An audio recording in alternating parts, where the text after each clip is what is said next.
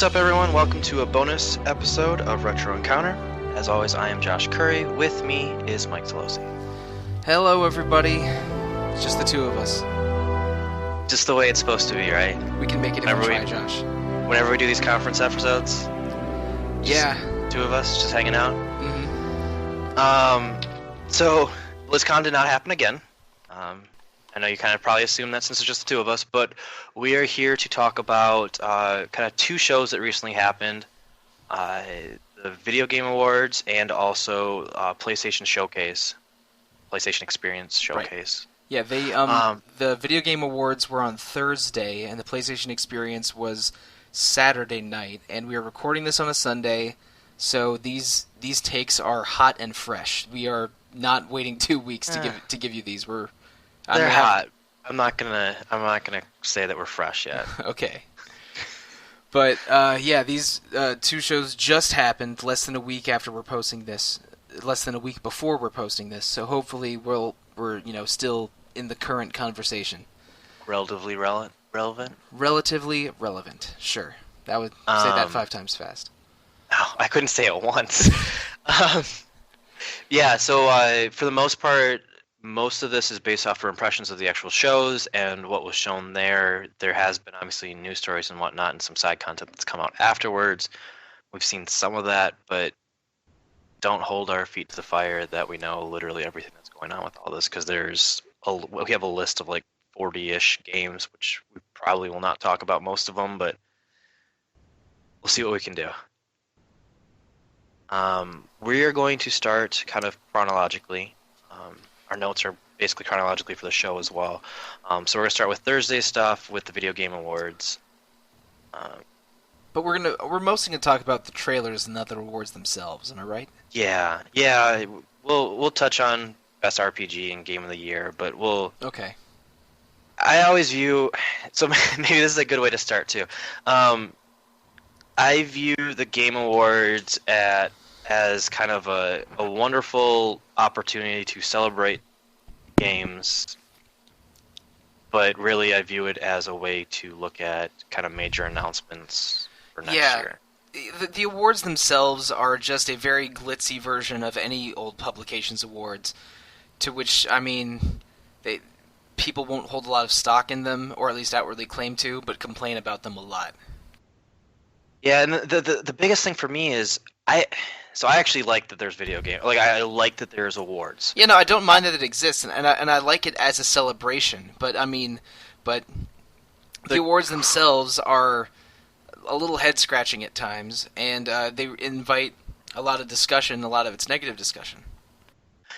The biggest thing I have that I hate is, why don't we actually have more people accept awards? Oh, right, because they're too busy in their office making the next game. But yeah, sure. Okay, I'm fine with that. I'm even fine with, like, if they chose to do a video to, like, send in. But most of these people are actually there. And you look at it and it's like, all right, it was like a 2.5-hour show. It was the most ridiculous, like, long, boring thing. And there was, like, 6 people that accepted awards.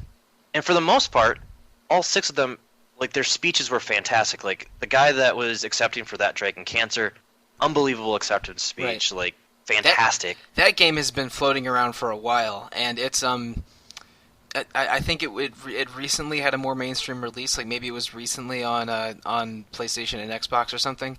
But that's a rough game to play. Like I mean, like, not in a bad gameplay way. Like, I mean, the narrative is such a downer that it's hard to have your soul go through that game. It was a powerful acceptance speech. Man, neither of us. Spoilers. His son dies from cancer. Like, yeah, and then he made the game to work through that. Yeah. Yeah, that is. First of all, that unbelievable. I can't imagine losing my kid, and I can't imagine actually then spending like the next couple years of my life like focusing on that topic. Like, there's so much emotion boiled, and like immediately, like, he won and he started crying on the way up, and like.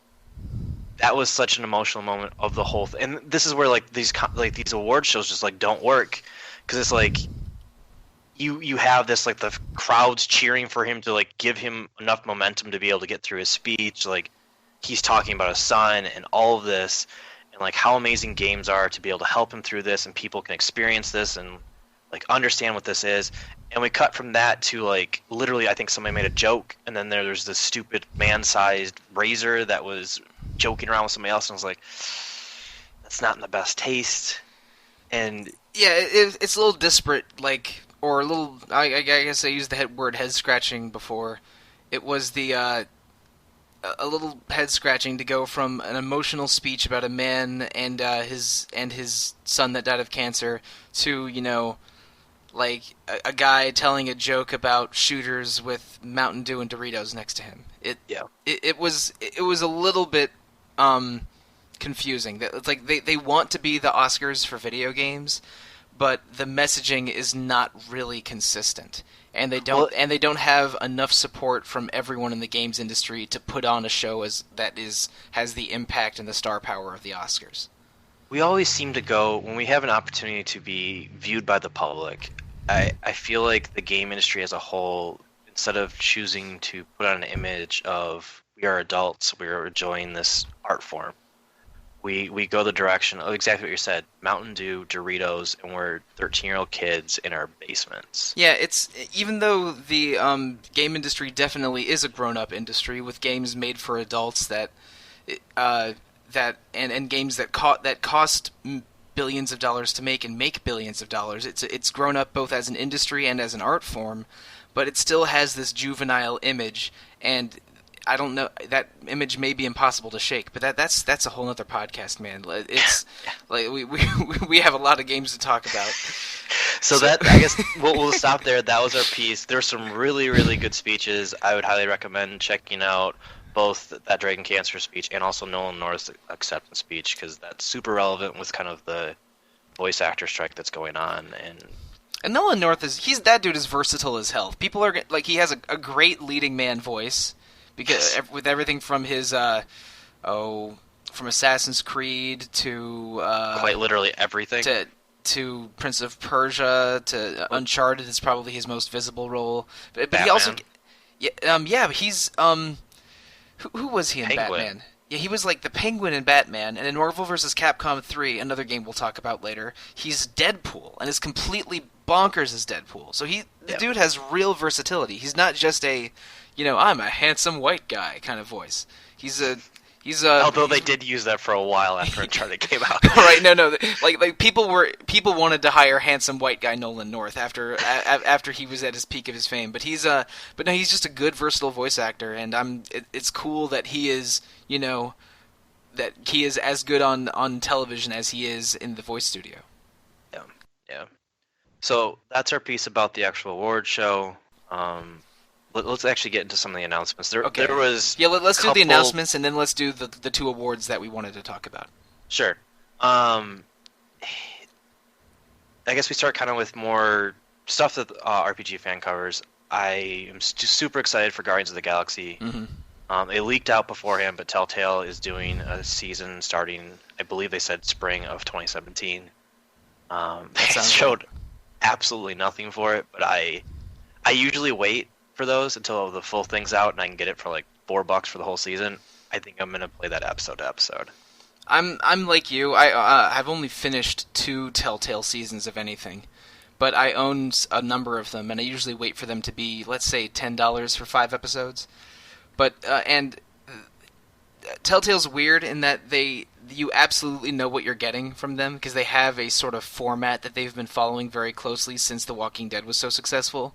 But a lot of it's still good. Like a lot of the writing has been great. Like I've heard people tell me that their absolute best one is their Tales of the Borderlands they did last year. Yeah, it's real good. And I know Max is currently playing Max. Well, his name's Christoph, but he's Maximum on the RPG fan boards. Christoph is playing the Batman Telltale game and streaming it every time he gets a new episode, and he's been positive on that. So there's you sort of know what you're getting out of Telltale, but you also know that it'll be at least pretty good. And Guardians of the Galaxy is a really good choice for them, I think, for their next game, because it would be so easy to do an episodic series about them. I mean, it's Star Trek or Firefly. You have a ragtag group that's flying across the galaxy on adventures, and they could easily concoct an adventure for a Telltale series without it And those interfering. characters have so much personality. Yeah, they really do, and the more Baby Groot we get, the better. But I think it was a really cool choice, and I am very interested to see how that turns out. Especially since Tales from the Borderlands and Batman have been really good, so they can do space and they can do superheroes. Yeah, they can do actually action. They started that with the Wolf game. The Wolf Among Us, Yes, there which we is go. based on the Fables comic book series. Yeah, that was the first time that they kind of transferred into. There's actually like fight scenes and whatnot. The fight scenes, I saw the demo. I saw a live demo by some employees at E3 for Batman, and the action scenes in that look pretty cool. Like, better than better than the similar stuff that you would see in even a God of War or Resident Evil 4. It was good stuff. Nice. Yeah, and then so that kind of started the show with one of the main announcements, but they also wrapped up the show with The Walking Dead, just to stick with Telltale. Season 3 of The Walking Dead, Clementine's still there. Well, I think it might be more than season 3, because didn't they do a season that was Michonne only or something? That's like a side thing, though. Well, so it's somewhere in the range of 3rd to 5th season of Walking Dead. Technically speaking, it is the 4th season. Okay. This is officially, though, the 3rd season. I played the first season and thought it was really good. So Lee's such a good character. I have faith that they can do really well, even though I think the season 1 writers are gone. That's Campo Santo, the Firewatch guys now.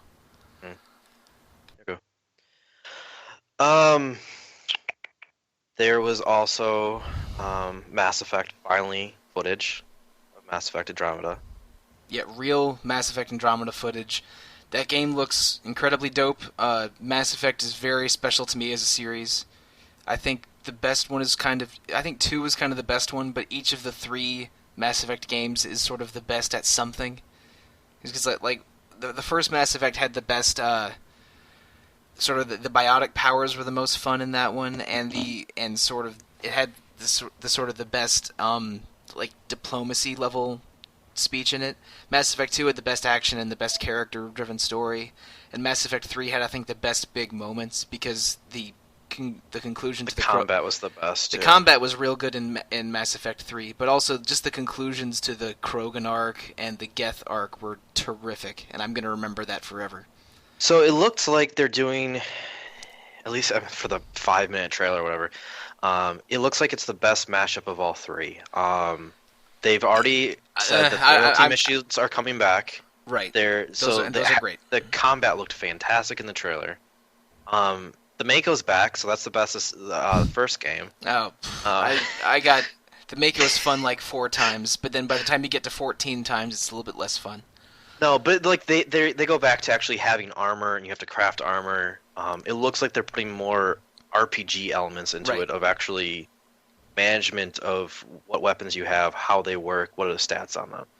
Yeah, it's a little bit more RPG tinkering than Mass Effect 2, which had admittedly not a lot of that. Once you get outside once you get out of skill trees and party customization, there's not a ton of RPG stuff in Mass Effect 2.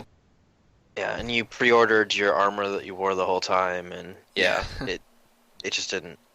Yeah. But that thing looks so good. And a small tangent off that, hilarious phrasing of how they set this up, because they're like, oh, we're in the Andromeda Galaxy, so don't expect to see the same... wow, we can't talk today. Don't expect to see the same aliens. Right. Because they're bragging about all new aliens. They cut to the trailer, all the same aliens. They showed off one new alien race, but it's going to be about... what is it? It's a human and 7 Marine and his 2 children that are exploring the new galaxy. Yeah, because it's it takes place technically during 3, but before the relays get destroyed. Right. Okay. So that's how they're able to get away, and they're not really touched by a lot of the stuff that happens. But that's so in a way they're sort of a combination of explorer and refugee of this new Andromeda galaxy, and I don't know. I'm excited. More Mass Effect has me excited. It's been long enough since Mass Effect 3 that I'm definitely thirsty for a new one a little bit. Because when did we get Mass Effect 3? Was that 2012, 2013? I'm feeling like 2013, but let's check. 2013 sounds right, but it was 2012. yeah, 2012. Okay, so it's been it. I mean, it will have been 5 years by the time Andromeda rolls around, and that's definitely plenty long enough. I can't wait for more Mass Effect. Yeah, that yes, that just needs to come. Even though I don't think they're gonna hit their spring 2017 date, that I needs to think come I soon. think they will. I think that's their. I think they're going to hit the spring one. They missed the winter one. They missed the original 2015 one from a long time ago. So I think it's been long enough, and they've been pushing it back enough that it's going to come in the spring. But I'm not going to bet money on it because BioWare delays everything at least once. They delay everything, and then also I feel like they're not gonna turn around in 3-4 months after they finally showed something for the first time. It seems like a very non-EA thing to do. I don't know. See, hopefully not. Moving on, there was Lawless, which we can just touch on really quick. I know you hate first-person shooters. I don't hate them. I'm just garbage at them. It looks similar in concept to Overwatch, where it's kind of classes and lots of first-person shootiness. But they showed off gravity spheres, which I don't remember them ever talking about before, which looked ridiculously cool. I know it doesn't really fit with the audience for this podcast, but I'm intrigued, and it's Cliffy B, so he made Gears of War, so let's hope. Prey. The Prey videos looked really cool. I mean, a lot of people were feeling a BioShock vibe with it, and I totally get it. You know, first-person shooter, sci-fi elements, lots of powers. It could be really cool. I'm not. I mean, sure. You don't like first-person shooters? I didn't say that. I played the first two BioShock games, and I've owned Infinite for a while and haven't gotten to it. I really like Far Cry 3. Like I'm not anti first-person shooter. I'm just bad at them and never play them competitively. But Prey does look really cool. I'm not sure if we're gonna cover it or not. It has some RPG stuff in it, and I think we're not gonna cover Prey. I don't know. I think it depends. If a couple people really want to review it, then maybe we will. But it'll take some convincing. I'm willing to review Prey, so if that's all it takes. Well, I go and reach out to the editorial staff on it. I'm not going to volunteer to review Prey, but for me, and I mentioned this I think on the Deus Ex podcast when I was like Prey 2, like, oh my god, fantastic, looks amazing. And there was like crickets on the podcast. But I mean that's because that they revealed Prey 2 years ago, and then it looked like a dead project, and this is right. This is the project being revived. And it's being revived into something very different. It's kind of funny now. Prey 1 isn't even remotely close to what they're playing with Prey 2, and this Prey isn't even close to those. I still wish we were getting Prey 2, but this Prey looks really interesting. A lot of people are upset that we're never getting the Prey 2 that was shown off in 2010 or 2011 or whenever that was. But now this is the Prey we're getting, and it does look cool. Yeah. Speaking of looking really, really cool, Shovel Knight Spectre of Torment. Holy crap, does that look good. You know what the best part of that is? Huh. It costs $0. Oh, I didn't see that. It's a free update to Shovel Knight that where you play as Spectre, where there's new stages and you play as Spectre Knight, who is one of the bosses in Shovel Knight. I think I could be wrong about this, but I think fans voted on which bosses to be playable, and Spectre Knight won the vote. And this is the result of that. Like maybe a year later, they instead of just plugging him in as a playable character, they're making a little story for him, and it is a free update to people that own Shovel Knight. Ooh. Yeah. That game first of all is fantastic. They've done a really good job supporting it. I think it was Plague Knight was the first huge content update I wasn't a huge fan of, but Spectre of Torment, everything that they were showing looked really, really good. I am super excited. Shovel Knight is awesome. I don't think RPG Fan covered it, but it's platformer that's people compare to Mega Man, Castlevania, and DuckTales on the NES, all three of which are very, very fair comparisons. Ooh. Yeah. Anyway, I don't think you could say DuckTales without saying woohoo afterwards. well, those three NES games are very fair comparisons, and Shovel Knight is a terrific game that's reminiscent of those three. And if you own it on any platform, you'll get Spectre of Torment free. So you have even less of an excuse to own Shovel Knight now if you don't own it already. It's great. I can't wait to play it. I can't wait to play Spectre of Torment. That is because Shovel Knight's great. Yeah. Every time they come out with one of these, I play the main game again, which sucks. I mean, it's great, but it sucks. I played it on PC originally, but I think I want to get it again for Vita and play it on that because it seems like a great Vita game. It's really good on Vita too, as well. Another game that I really like, I'm happy to see more of, is Halo Wars. Loved the first Halo Wars. Really? People actually liked the first Halo Wars. Well, I love Halo, so I get really deep into the lore. Huh. Okay. I thought Halo Wars wasn't very well received, but I know extremely little about it, so I can't be a fair comment on it. It was fine. I'm not going to act like it's the best in that genre. It's fine. It's probably the best on consoles for that genre, I would make an argument for. And this genre being real-time strategy, correct? Yeah. Yes. Thank you. That's what I thought, but I wasn't. I was doubting myself during this part of the conversation. It's like, wait, that was an RTS, right? I know almost nothing about it. They seem to be doing some of the best elements of the original Halo series of having the brutes also, like, there's a three-sided war at some point. And Halo was very us versus them. The first Halo Wars. Halo Wars 2, looks like you could get into three different kind of classes, going more to that StarCraft route of kind of three different armies. So, I don't know. Looks intriguing. I will probably play it. I'm trying to save Zelda for last for you, because I'm sure you're excited. I'm sure I'm excited about Zelda, but I'm not a Zelda super fan. I haven't played I haven't played something like 2 of the last 4 or something. But it's I enjoy Zelda, and Breath of the Wild does look really good. So you are excited to play this one? I don't have a system that can play it. I don't own a Wii U, but when it comes out, and once I have the means to play it, I will go out of my way to play it because it looks really, really good.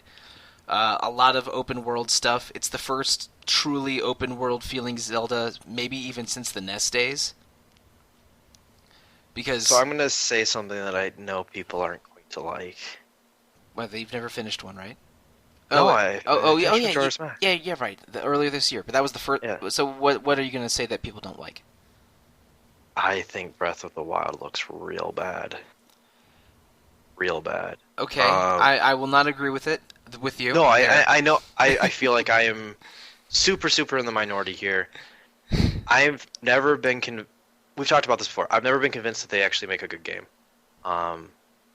Full game. Like, there's elements of it that are very good, and I think people get caught up and overlook large failings. And to slap something into an open world and thinking it's going to fix all those issues, I don't agree with. I don't think slapping into the open world is the right term. I mean, Zelda has always had a couple open world kernels while still always being directed and self-contained. And I think they're just going for a new level of vastness and a new level of sort of minute activities to do in the world with Breath of the Wild than they've gone in the past. Visually, I think it's breathtaking, and but it's. I mean, there's a lot of wait and see about this one. I thought the footage looked great, and I know a lot of people are really excited about it. There's a lot of Zelda fans in the RPG fan staff, and when we went to E3 and we voted in the hotel room on what our game of the show was. Breath of the Wild beat out Persona 5. I think something like 5 votes to 3. So people are real excited about it. I want to read some reviews. I probably won't have the proper system to play it on when it comes out, just because I always get consoles late. I always get handhelds like the day they come out and consoles late. I'm strange. The opposite of everybody else. The opposite of most people. But I'm going to read reviews before it comes out, but I am optimistic about it. So, yes, slap together isn't the right thing to, like, the right phrasing, but this generation is moving to open world, and I think Zelda excels when it is a closed system, and when you make things open for that game, what I have experienced, I feel like it gets lost. They don't have enough detail, and there's not enough to make a living world. And I I don't. feel Well, watching the gameplay, I think the trailer looked nice. Watching the gameplay, none of that looked fun to me. But again, they're not trying to sell it to me because I probably wouldn't play it, even if it was. I never played Oracle, so why would I play this? Like well, or Ocarina, sorry. yeah, okay. Oracle and Ocarina are yeah. different games. Very different games. But I didn't, and so we don't have to talk about it. But I don't think that looks as good as everybody thinks it does. And another game that I don't think looks as good as everybody thinks it does is Death Stranding. I love Kojima. I love Metal Gear. Everybody's freaking out about that, but that game is 3 to 4 years away, and they have no idea what that game is yet. I just don't feel like it's worth getting that excited for yet. I mean, I think it's cool. I mean, Guillermo del Toro, Mads Mikkelsen, the guy from Boondock Saints and Walking Dead. I can't remember his name. Norman Reedus, yeah.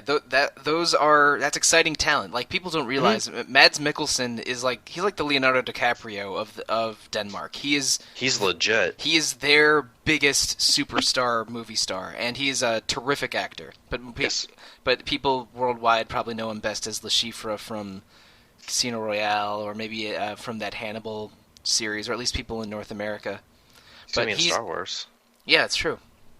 But he is 100% legit, and adding him to a Kojima project is exciting for a lot of people, because, I mean, Kojima's hugely popular, obviously. And we don't know much about Death Stranding at all, but these images are impactful. I think I need to hear more about it before I can get excited about it, but they've made a splash with it, that's for sure. And I feel like I'm in the same place. I know I'm going to pre-order that. I'm going to play it day one. I'm confident I'm going to like it because I've liked everything Kojima's come out with.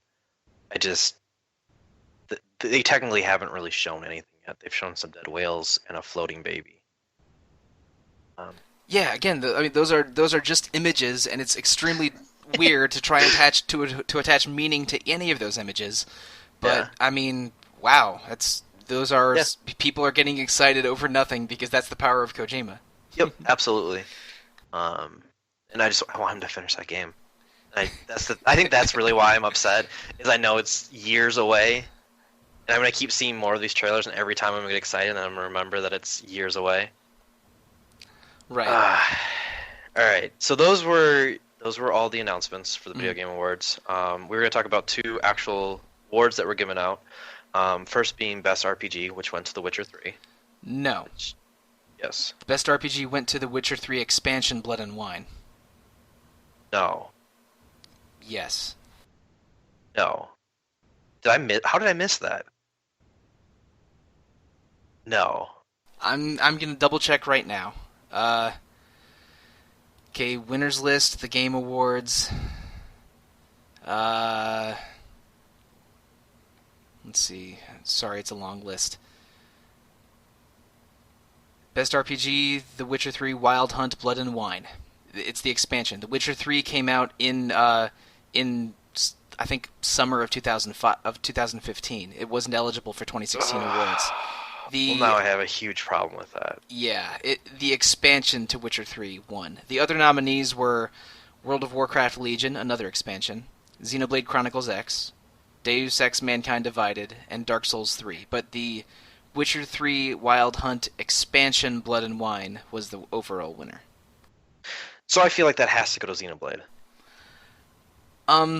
I would have. Let's just be honest. WoW and The Witcher 3 shouldn't even be eligible. Oh, now also I should mention Xenoblade Chronicles X did come out last year in 2015, but their official range of dates was like November 24th to November 24th, and that came out and Xenoblade came out in December of last year, so it is eligible. Which is why Final Fantasy 15 is not on there as well. Correct. Yes. And because that's overall, let's be honest, kind of a weak list. A little, yeah. I mean, I'm surprised that a World of Warcraft expansion made the list, but good expansion. Yeah, I'm sure real good expansion, but there was a bunch of good handheld RPGs came out this year. The biggest one was probably Fire Emblem Fates, even though I thought that was an average or even below average Fire Emblem game. Um, but going back to the downfall of these Game Awards is it's pop culture.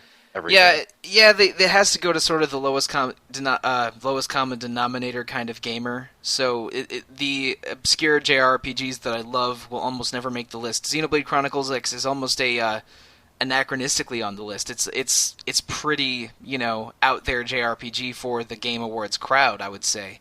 But I would have given the award to Xenoblade or even Tokyo Mirage Sessions over the Witcher 3's expansion, which I mean.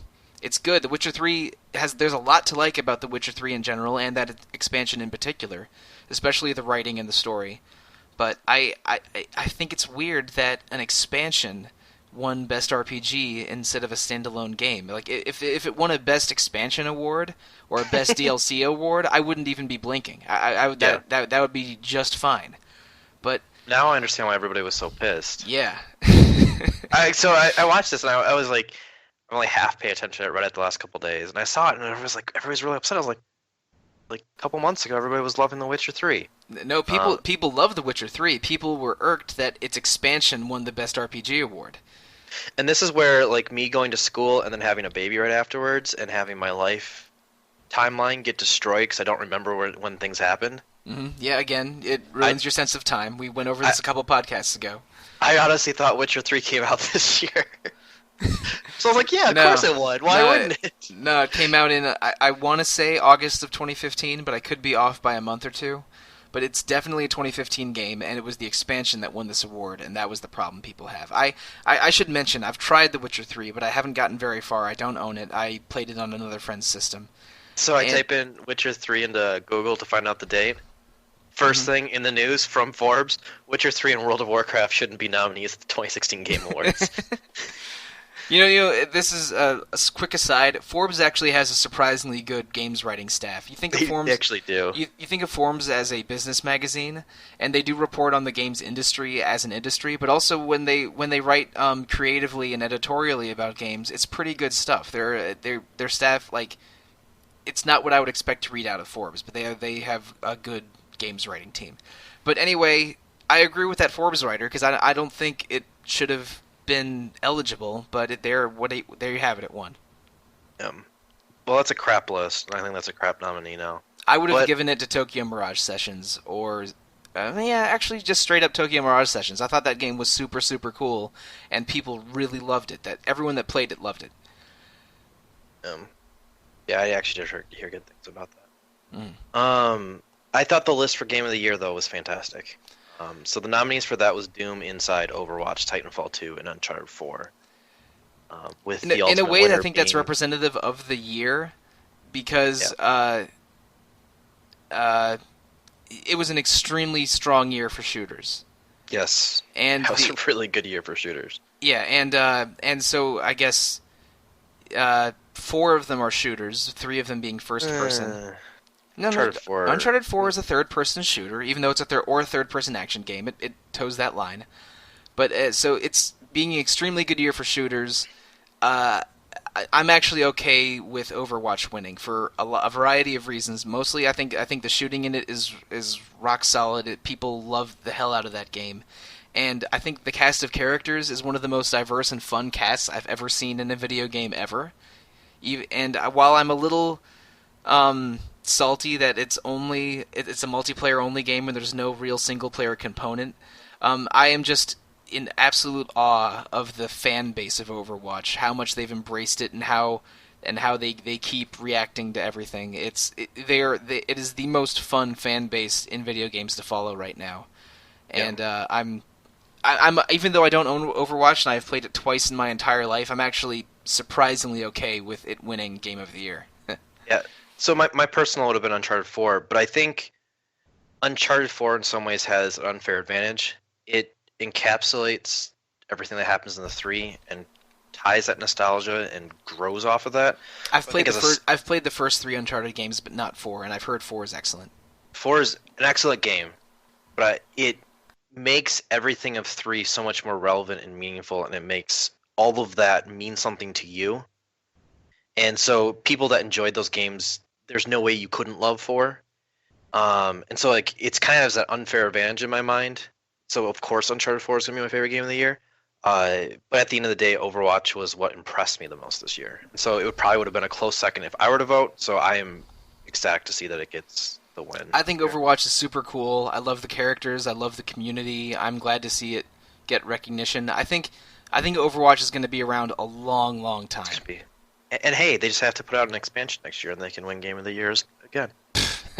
Because now expansions are eligible for regular awards, obviously. Yeah. So we've already spent so much time on just the video game awards portion of this podcast. Oh, yeah. Sweet Jesus. And the worst part is, like, this is how I'm going to do my segue to PSX. Overall, I view the Game Awards to be moderately boring. It was 2.5 hours of occasionally getting excited for something and then large, just like blah moments. As we move over to PSX, I thought this hour conference was like extremely action-packed, enormously exciting from the get-go. They announced more at PSX than Sony did during their E3 component. This is how you do a press conference. It was unbelievable. It was dense and had a lot of exciting announcements in multiple genres. Yeah, and it's so cool. Going off of what I just said about Uncharted 4, massive Uncharted fan. So they start PSX with a new Uncharted game, and the great thing about those is, hey, new Uncharted game, like this, ecstatic, right? And you're like, well, how can it get better from there? And they actually did a good job of keeping the energy high throughout. There was stuff that I still got extremely excited for, and then they somehow ended the show on an unbelievable high note that I was like freaking out. So there is, I wrote down all the games. Like I said, there's 30-ish, 25-ish games. We're not going to go through all of it. I wanted to talk about Uncharted. Yeah, it's is this a downloadable game or is it a standalone game? So I am a little confused about that. Originally, when they announced Uncharted 4, they said that there was going to be another story DLC component to it, like they did with The Last of Us and They're Left Behind, which was like a 90-minute game. They said this is the next chapter in Uncharted, though, which they never phrased that with The Last of Us.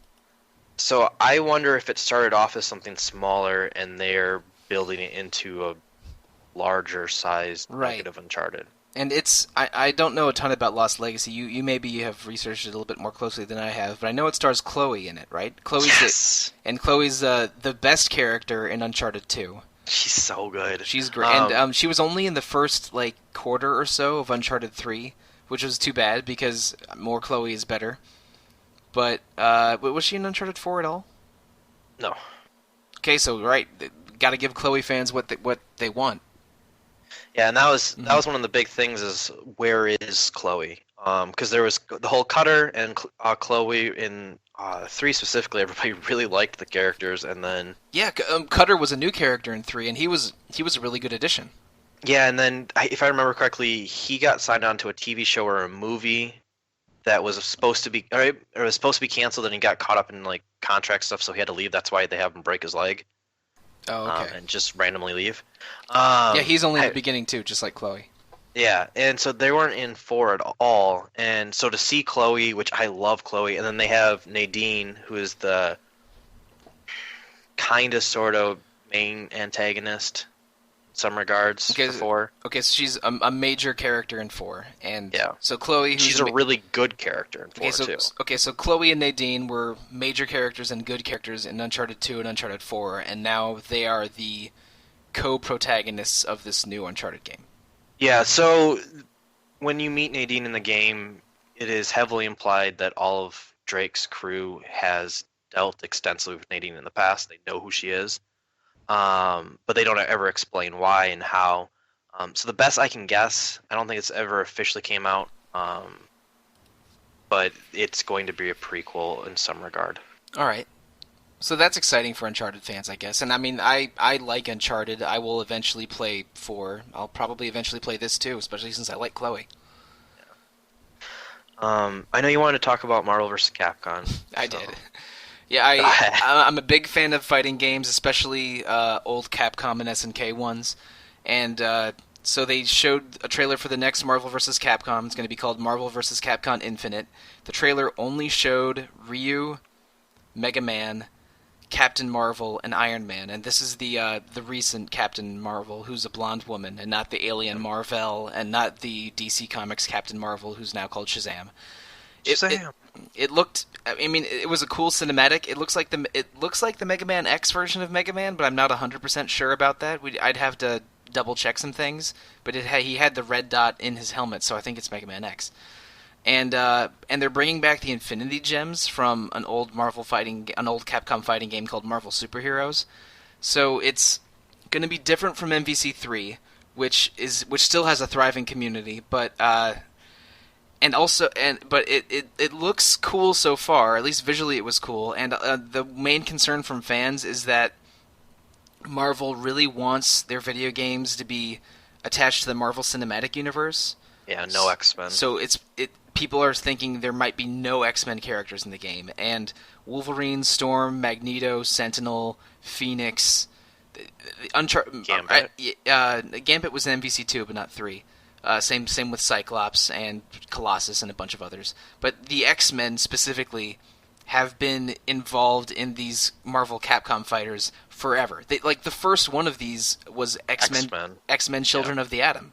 Yep. Which was really good. Yeah, which Sentinel, Juggernaut, and Magneto were the bosses of that. And then they made X-Men vs. Street Fighter and Marvel Superheroes and the first Marvel vs. Capcom. That whole mid-90s was the start of everything.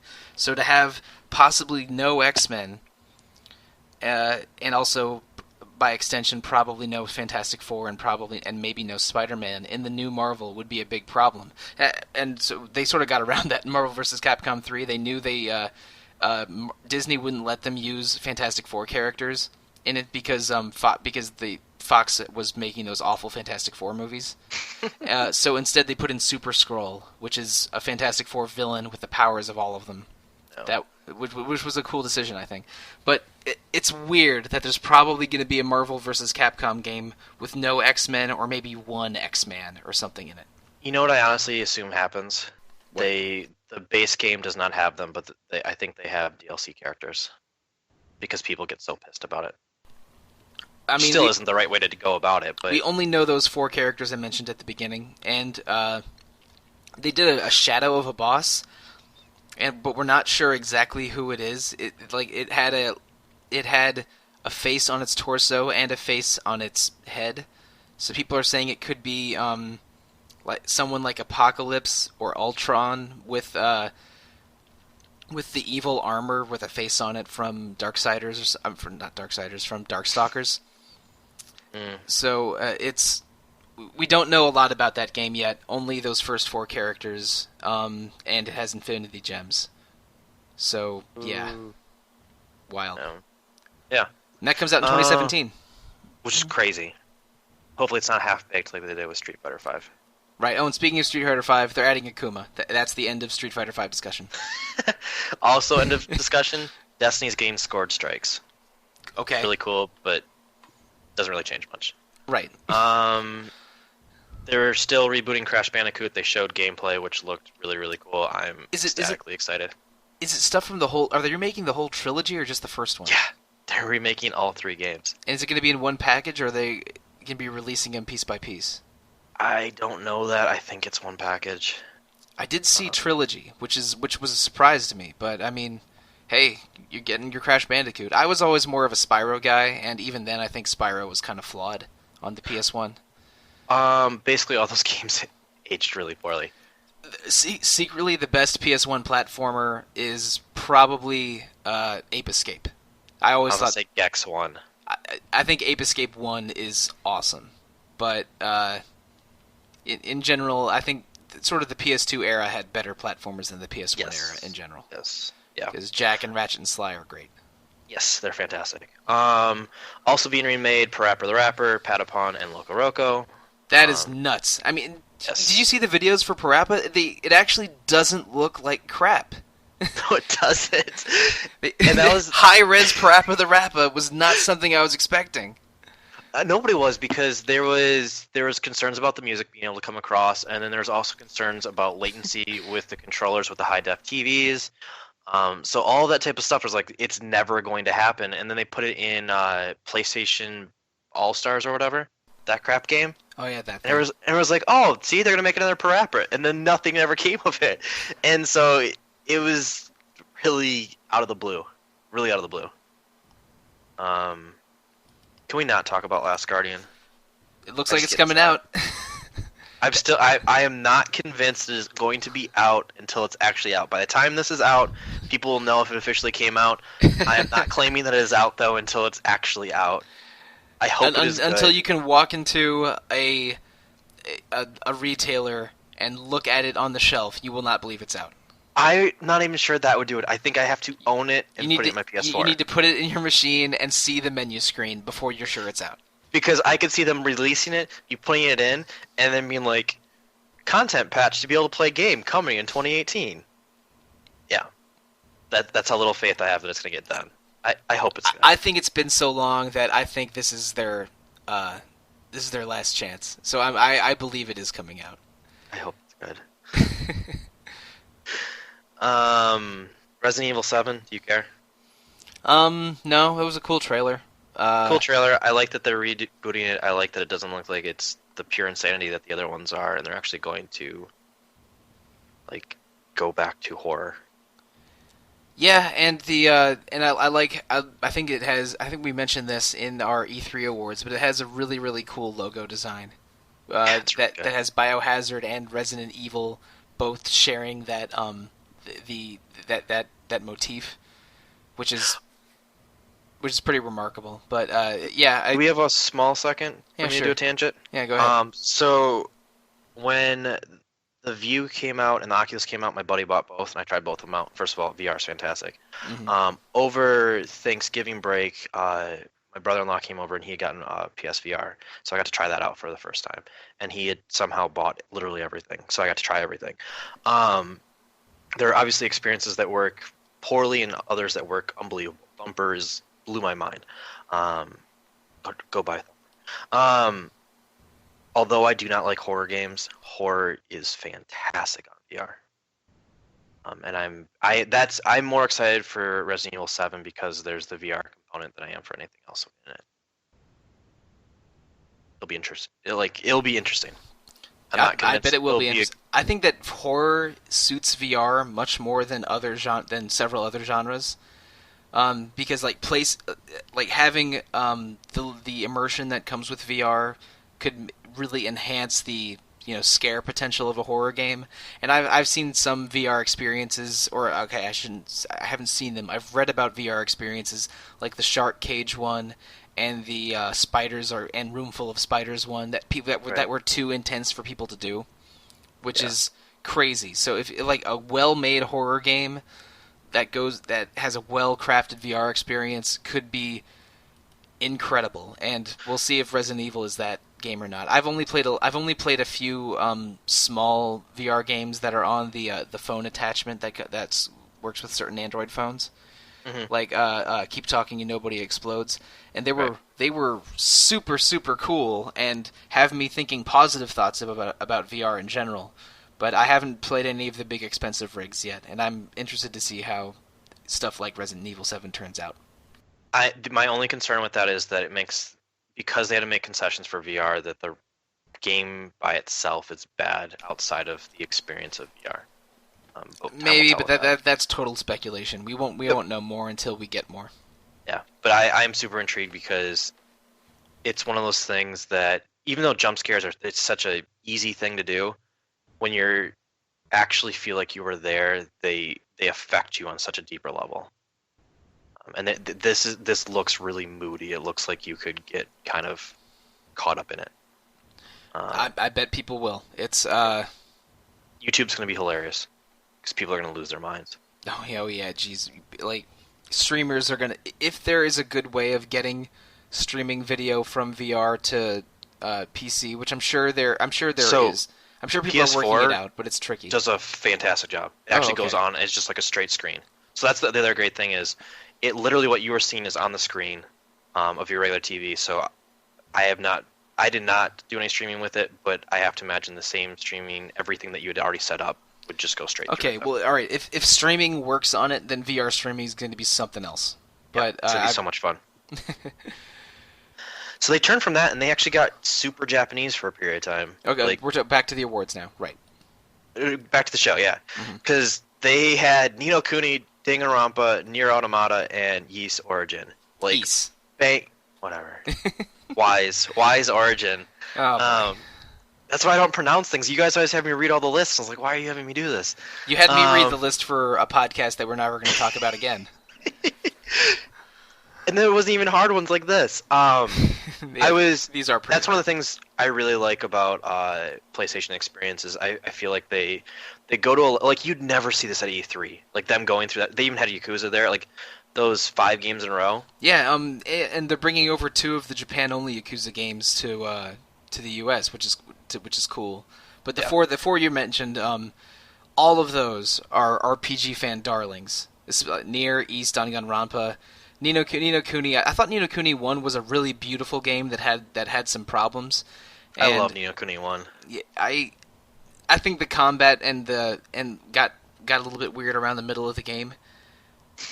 But yeah, that's fair. But man, Ni no Kuni 2 looks pretty, and visually and musically, Ni no Kuni 1 was an A+. So if they can, have better, more modern gameplay like happen in Ni no Kuni 2, I am all about it. Yeah, and the one thing I am intrigued to see is I wonder if there is something on the level of like a town building. Because it looks like at the end of the trailer that you have a group of people that are nomadically traveling with you. Oh, so like it could be a town building thing like Breath of Fire 2 or Dark Cloud or something? I'm intrigued to see if that's an element of it. Yeah, that would work. Yeah. I'm really sad that Mr. Drippy's not there. Mr. Drippy was one of the voice performances of the year back when that game happened. One of the voice performances of video games. He was a terrific mascot sidekick kind of character. Speaking of good voice acting, Danganronpa 3? Danganronpa V3 Killing Harmony. We know it's... Go ahead. Were there little baby Monokuma cubs? There were. There were 4 Monokuma cubs that each have a weird visual theme of some kind. And it's a new Danganronpa game that takes place in what looks like an abandoned school, but we're not sure about it. I thought it was a prison. Oh, was it? Because I saw there was derelict parts of it. Like you could see roots growing in the walls in some places. But that game is confirmed worldwide release in 2017. Japan in January, later for other territories. And I am so excited because I just recently finished watching the Danganronpa 3 anime that closes the door on the Danganronpa 1 and 2 characters, and this is new cast, new Monokumas, everything new. It looks crazy. It looks like there's gonna be a mechanic where you have to do bluffing and lying during trials to survive. So good. So I don't know how that's gonna work, but I cannot wait to play that thing. I could not be more excited. So it's the Gifted Inmates Academy, or the prison school for the gifted. Okay, that is strange, but I dig all of it. I'm buying that thing on day one. Mm-hmm. Yeah, well, I adored our month when we covered Danganronpa. I am really excited for us to do the second one in a bonus encounter soon. Yeah, we're gonna do another Danganronpa episode. We don't know when it's gonna be, but it'll happen. Full fan, super excited. Trying to convince myself not to rebuy them for PS4 when they release the first 2. Which is the exact opposite feeling that I have for Nier Automata. Oh, really? You're not excited about Nier? I can go back to the podcast. I did not enjoy Nier. Okay. I have huge questions about whether it's going to be good. I think it showed very, very well. I actually really, that trailer made me feel better about the game than I have since I thought they the trailer. announced it. I have not played Nier. People have bugged me to play it before. But I thought the trailer was cool. I mean, looks like a cool Japanese RPG. Right on. Yep. And people that love Nier are excited about it, and they have every right to be. And it's... Yep. Sure, go for it. The people that love the first one will love the second one. The biggest thing for me is I feel like it's going to come around enough stuff that I actually really, really am excited for, that it's just going to get overwhelmed, and I'm going to forget about it until later. There are so many RPGs coming out in 2017. I'm not going to get around to Nier Automata. Only because I haven't played the first one, and there's going to be too many other games I want to play. But Yeah. it looked cool, and Showed really well. yeah, absolutely correct. You can pronounce the next game. I'm not trying again. Ys Origin. That game came out on the PC in at least 5 years ago, probably more like 6 or 7 or 8 years ago. But it's one of the better Ys games. It is it's less RPG and more action than a lot of other Ys because you really just are dropped into a tower and the boss is at the top floor, so ready set go. And it doesn't have like RPG trappings of like multiple dungeons or a town or a large cast of characters. But it's a very, very good action-packed Ys game. There's 3 playable characters, and you choose one at the beginning, and there's different story elements for each character. It takes place 1,000 years before Ys 1 and 2, and the bosses in the tower, most of them, like probably 3/4 of the bosses, are new versions of bosses in Ys 1 or 2. So it's a really, really good Ys game. The action's great for Ys fans, great for Ys story stuff. And it was PC only for a long time, and now it's coming out on Vita and PS4. Yeah, I was surprised that so many people were really excited. Like from outlets that I wouldn't assume would be excited for it. Like I understand RPG fan. Like I expect crowds and people of that, but all of a sudden, like people that I thought never played RPGs, all of a sudden were excited for this. Well, Ys is sort of weird because it was always a really indie out there series in the 80s and 90s, at least from an outside Japan perspective. Like I had only heard of Ys briefly, and because I played the Super Nintendo version of Ys 3 and thought it sucked. But getting into Ys since they relaunched it in the 2000s, they've done an amazing job building a consistent world and sort of refining the Ys lore to a sharp point now. And the 9th Ys game comes out is already out in Japan and hopefully comes out in other territories soon because I can't wait to play it. But Ys Origin is a very good Ys game. Ys has done a great job becoming modern since 2000 or so. And now that this one's going to be on PS4 and Vita, it's possible to have a Vita with 7 of the 9 Ys games on it, even though one of them would only be in Japanese now. That's awesome. Yeah, so if you want to get into Ys, the easiest way to do it, the easiest way to do it is to get a Vita and then just pick from the giant list because almost all of them are going to be on Vita soon. El Vita. That was complete Viva side la note. Viva, damn it. The Vita got so much love during this show. Yeah, it did. It was surprising. No, it's not surprising once Gio got up there. I was like, all right, Gio Corsi's up there. And he carried his Vita up, and I was like, I knew he would do that too. And I was like, yep, this is awesome. That he is the most pro Vita, put stuff on the Vita employee that Sony has. Yes. What's moving next? on, Pyre from Supergiant Games. I played Pyre at E3, and I got to meet Greg Kasavin, and I also wrote the E3 preview for Pyre when we came out. So I'm saying that as sort of a caveat because I am so excited for Pyre. I'm very biased, but I cannot wait to play that thing. It looks gorgeous, has some really cool ideas. The RPG elements in it are fascinating. It's like NBA Jam RPG with moving around like Oregon Trail. I cannot wait to play that thing because as like RPG fans, like '1 basketball weirdo, I cannot wait to try Pyre. It looks so good. I'm super jealous that you got to try it. I love Supergiant Games' games. I very, very, very, very excited.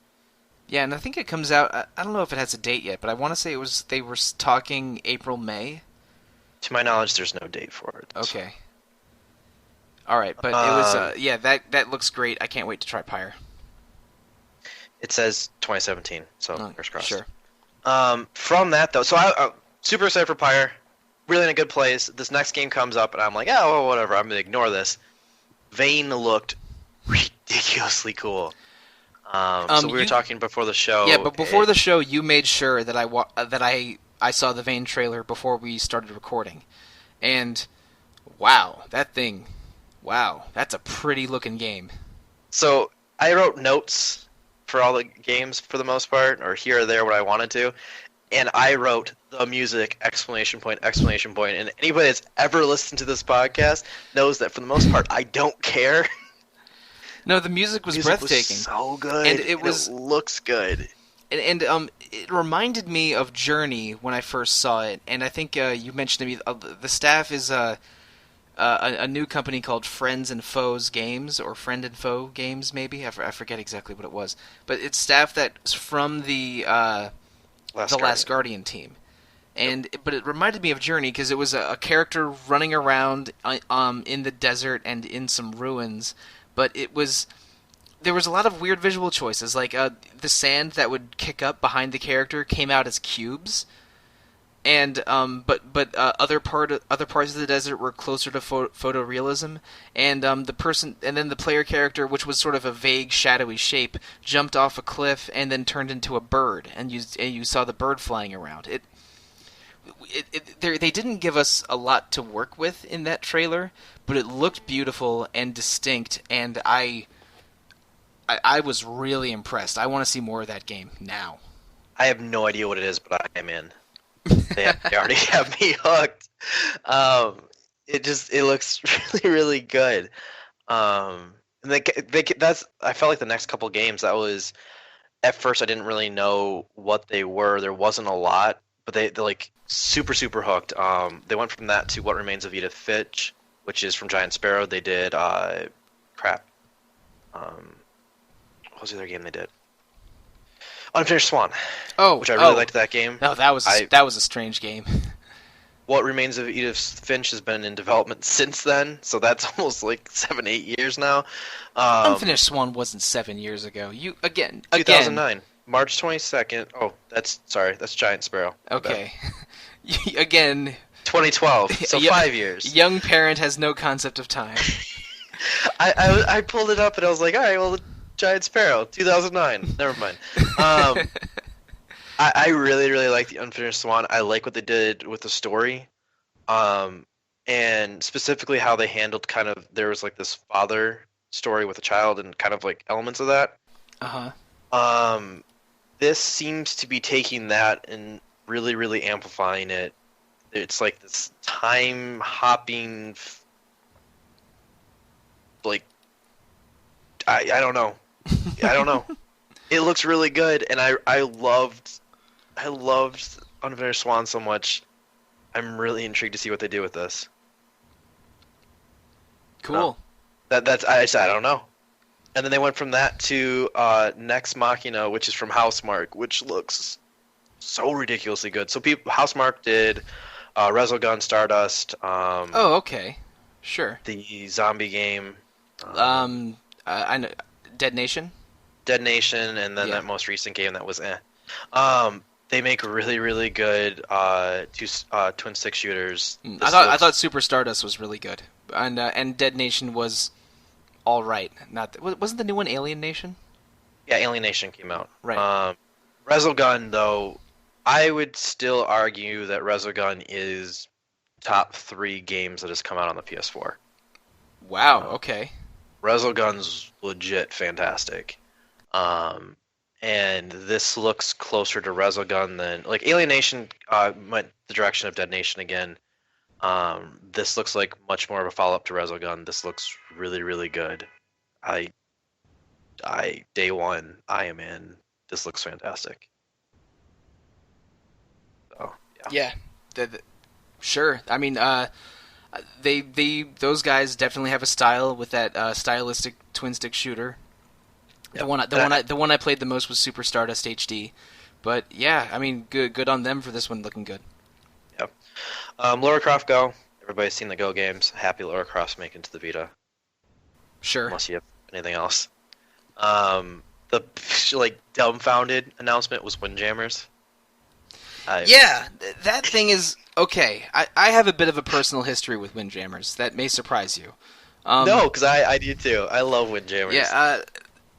when I was in college, my first year in college actually, which would have been 2000, end of 2004, first half of 2005. My roommates and I all found a online collection of Neo Geo ROMs that had about 30 Neo Geo games on it, maybe actually probably closer to 40 or 50. And the two games that we played like a bunch of 19-year-old idiots getting drunk when we weren't allowed to on weeknights were, As you do. yeah, exactly, which as you do in college, were Twinkle Star Sprites and Windjammers. And I played so much buzzed Windjammers in college, and I was completely blown away when the guys at Giant Bomb a couple years ago all started playing Windjammers on one of their, I think it was one of their Unprofessional Fridays or one of their video streams, and they fell in love with Windjammers, and I was super excited to see, like, I love that thing, Windjammers, hell yeah! So now that they're bringing it back, HD, it's not HD ready, but like having it, remastering it a little bit for the PS4 and having full online multiplayer. Yeah, online multiplayer with it. That is the moment I buy a PS4, I'm getting Windjammers on it. That game is such terrific arcade multiplayer. I think it's one of the best SNK games that is not a fighting game. It's real good. It's super, super good. It's hyper balanced. Like, they actually did a really good job making it interesting, having different kind of class characters. Yeah, each character, there's 6 characters, and they go in inverse order from like lightest hits and fastest movement to heaviest hits and slowest movement. I mean, each of them has a special move that has the disc going in different angles and directions, and it's done. It's great. Like, Windjammers is awesome. It's like super slight cyberpunky beach frisbee, frisbee soccer. It's yeah. Sadly, that's probably the best way to explain it. Like, I implore you, to the listener, if you haven't heard of Windjammers, to seek out an online video or something, because Giant Bomb. They'll do a good job. Yeah, Giant Bomb has a ton of Windjammers stuff on their site. I think they voted it Game of the Year for not Game of this year, the year they were playing it. Stupid award. You know, they had an award that was like our favorite game that didn't come out this year, which was, you know, like a game that they played a ton of and loved but wasn't eligible for that year. And the year that they got into Windjammers, which is like a 1998 weirdo Neo Geo game or something.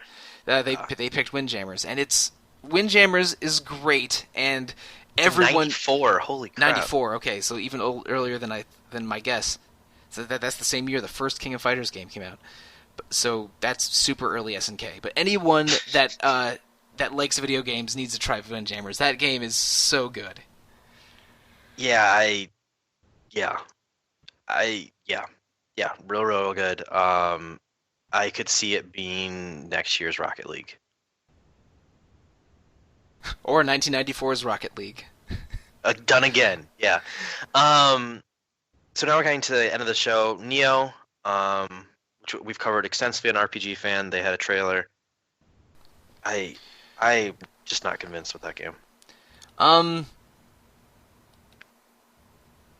Yeah, it's we have covered it pretty extensively here. I know on one episode of Random Encounter a while ago, Robert and a few other editors talked about the demo for this a lot, and I'm also not sold on it. It looks like a sort of a Japanese demon influenced Dark Souls-ish game, which sounds cool on paper, I guess. But it doesn't look like it's pulled off spectacularly, at least not from the early material that we have. But it looks like it could be cool. Maybe they solve the problems of the demo. I don't know. Yeah. Yeah, it's one of those things, whenever somebody says they're like Dark Souls, my response is, if I want to play a game like that, I would play Dark Souls. We'll see how good this is. It looked like it had a lot of stances and counters in that game. I'm someone that's played the demo for longer than I did would be able to, and that's followed it more closely than I would be able to talk about it more. But I think visually it's at least interesting, and I don't know. Maybe it'll be good. I'm not going to say anything else about it. They wrapped up with 2 games though that I can guarantee will be great. Strong So words, but okay. Horizon Zero Dawn, which still looks spectacular. That looks spectacular. It comes out on my birthday. Ooh, So, nice! Congratulations. well, I mean, I don't have a PS4, so we'll see yet.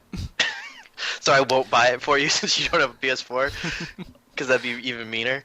I actually, well, I have a couple PS4 games pre-ordered, and one of them rhymes with purse owner. But I don't know what that could be. I'm gonna get a PS4 eventually. I just don't know exactly when. But Horizon Zero Dawn looks terrific. Everything about that game, all the color, all the action, all the visual choices, the steampunk, mecha punk dinosaurs. That thing looks great. Yeah, I have one complaint, and shows how excited I am for it. You hate redheads. They are showing too much of the game now. Oh, okay. It's like they have like this kind of pseudo spoiler where there's stuff below the ground that they're defending. Like before, it was like, all right, we're just in a world. Now they're starting to show more of the lore, which still intrigues me. I'm very excited to see it, but now I'm to the point I just need to have it come out. I want to experience it. I would prefer to kind of almost go like media blackout on the game, because I'm confident I'm going to love this game. It looks super cool. I want to play it, but I don't know when I'll be able to is the issue. Someday. Yeah. And then, like I said, they started with Uncharted at the beginning of the conference. There's always been rumors of The Last of Us 2. But when they started with Uncharted, even I was like, there's no way that Naughty Dog's going to come out with anything else today. Yeah, they bookended the conference with Naughty Dog. That was an Which, interesting choice. I'm willing to say this, Naughty Dog is the best developer in the world. Hands down. All right, I'm not willing to say that, but I think I think they are terrific. And Last of Us Part 2, people are. I mean, that had a really big reaction. Oh, it looked so good. So the crowd freaked out, but I also freaked out. They go across, and there's just a stop sign, and they put the Firefly symbol on. I'm like, oh my god! I knew, you knew right away then, and that game's we didn't touch upon this with Uncharted. I thought Uncharted 4 looked spectacular. These two games, the art for it, the level of detail that they're putting these graphics on. They said The Last of Us 2 is on a new engine that they haven't put anything else on yet. It looks really, really good. Not much known, just Ellie and Joel are in it, which I'm ecstatic. Ellie looks a little older, and Ellie looks pissed. She seems badass because it looks like she killed 5 dudes in her house, or in a house. Again, I know this is 3 years away, but I am super excited. Super excited. 3 years away? It's gotta be, right? 2-3 years. They literally said this is they put a caveat. This is super early. They're just really excited, so they wanted to show everybody. But they tested some stuff out with their new engine, so they wanted people to see their new engine and see what they're working on. But they're like, this is very, very early. Now that communicates to me that it is definitely not coming out in 2017. It is 2018 at the absolute earliest is 2018. But I mean, yeah. At best we don't or know. at worst, how you interpret this, they announced that it's Christmas 2018 and we get it spring 2019, because that's what Naughty Dog does now. But yes, it's kind of unfair because they picked some of my favorite games. All they needed to do was throw in Persona in there, and it would have been the perfect everything. But I thought it was a super, super solid conference. I'm really excited that I own a PS4. I'm very, very happy right now. I'm very happy to have a Vita as well. It's a good time to be Sony, to be in the Sony ecosystem right now, because they announced a bunch of very exciting announcements. You have every reason to be excited, and I love my Vita, and I'm more and more tempted to get a PS4 than ever now, because there's a handful of games on that list that I absolutely want to play, and the PS4 already has a couple games I absolutely want to play. And that's I think the biggest thing. It's getting harder and harder. Beyond just games that, there's obviously games that play better for different audiences. I think they did a good job showing that to all the different audiences. But the biggest complaint about the PS4 is there isn't games first-party games, or at least second-party games that are coming out exclusive to it. A lot of there's Fallout. but that's everywhere. There's this, but that's everywhere. I think they did a very good job of showing there's a reason to own a PS4 instead of an Xbox One, which is nice because they've kind of I felt like they've moved away from that lately. So it was nice to see them do a return to games and a return to we are Sony. You need to be with us. Yeah, Uncharted, Last of Us, Horizon, Last Guardian. Yeah, Last Guardian. Those are all Sony exclusives. Parappa. Oh, and that's the only thing. So Street Fighter V was an exclusive. I did not see any language that stated that Marvel vs. Capcom Infinite was an exclusive. Right. I think it's assumed, but I don't think they stated anything. So I'd assume it's not. Right. It probably isn't. Marvel vs. Capcom 3 was 360 and PS3. So was Street Fighter 4 though. Yeah, but also Street Fighter 5. I think it's PC and PS4. So but it's a console exclusive to PS4. Yeah. And yeah, a lot of these things are that they showed are available on PC, but and some of them probably are going to be full multi-platform, like Marvel vs. Capcom probably is going to be. But a lot of it was Sony exclusive or Sony console exclusive, and a lot of it is worth celebrating. I think that, we didn't even touch on every single game, but the PlayStation experience was a really exciting conference to follow. Yes, yeah. Yeah, it was really, really good. Really, really good. So of that whole list, you think the one you're on, from both Game Awards and PSX, is the one you're most excited about, Last of Us Part 2? So, I've never talked about this on a podcast. Uncharted is my favorite game, but I think The Last of Us is a better game.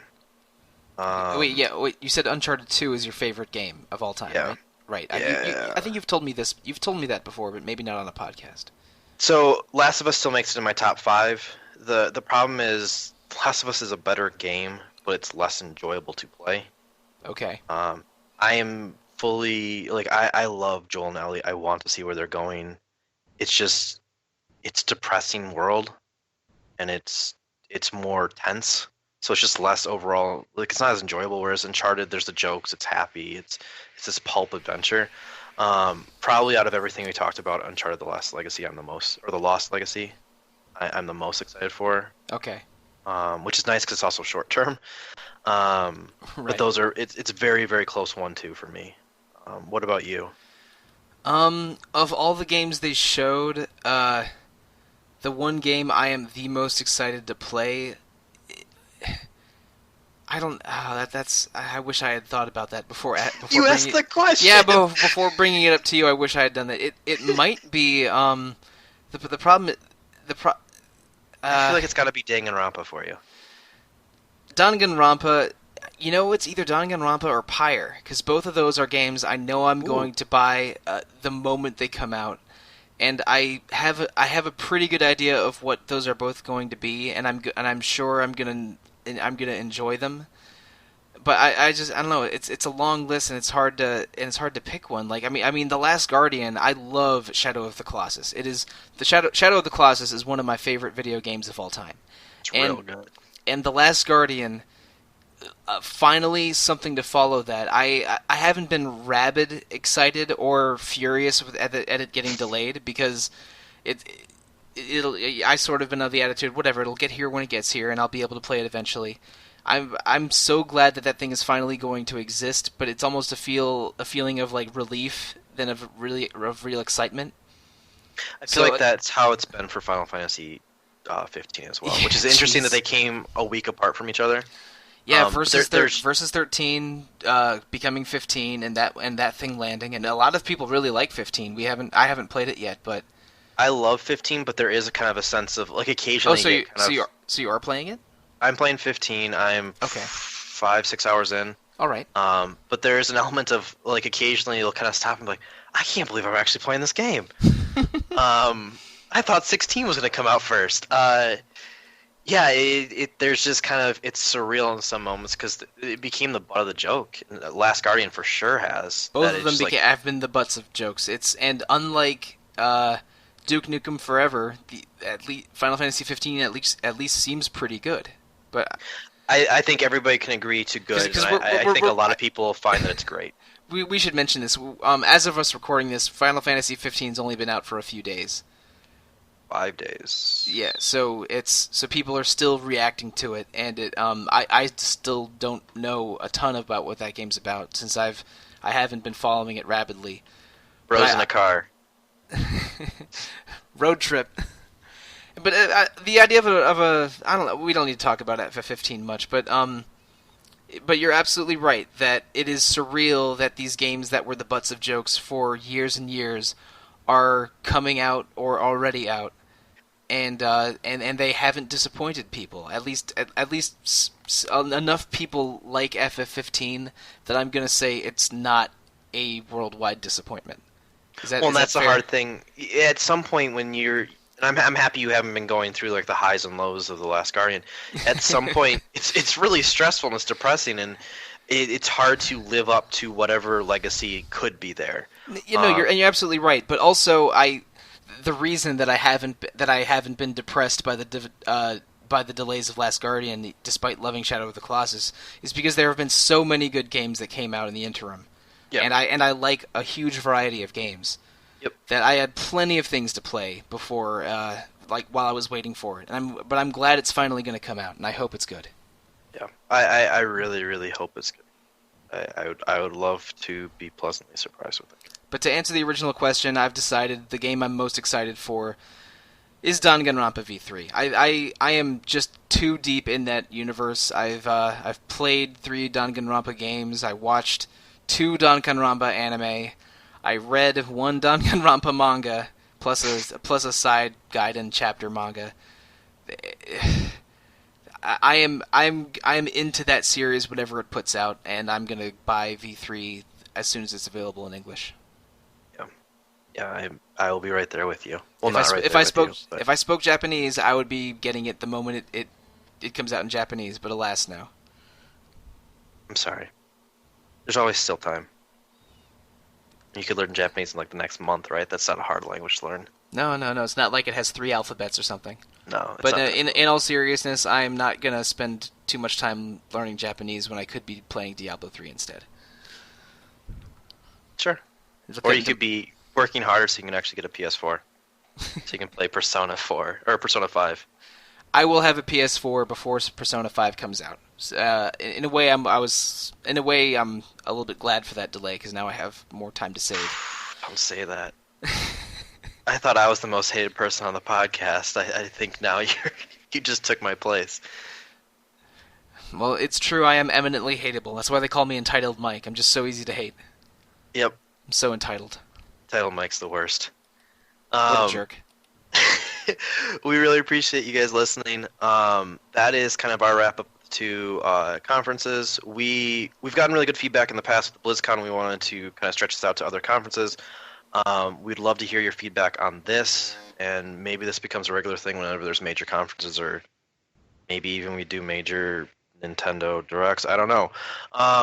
But all that's based off of your feedback, so please, especially for this, I'll do it for all episodes, but especially for this one, either send an email to retro@rpgfan.com, go to the boards, or write a review on iTunes for this. Or you can always go to Twitter. I'm at JD Curry. And I'm at The Real Monsoon. We love hearing your feedback, but this one especially, we'd really like to hear what you guys think. A little bit of housekeeping. Shortly after this, in the weeks coming after this, you'll be seeing podcasts pop up of us playing through Diablo 3, Rogue Legacy, and The Binding of Isaac. Diablo 3 should be coming right after this. We've already recorded the episodes. But Rogue Legacy and Binding of Isaac, I think we're playing those soon, but those episodes won't show up until January. But it's things to get excited for. Sure. So, we appreciate you listening, and be sure to tune in again. See ya.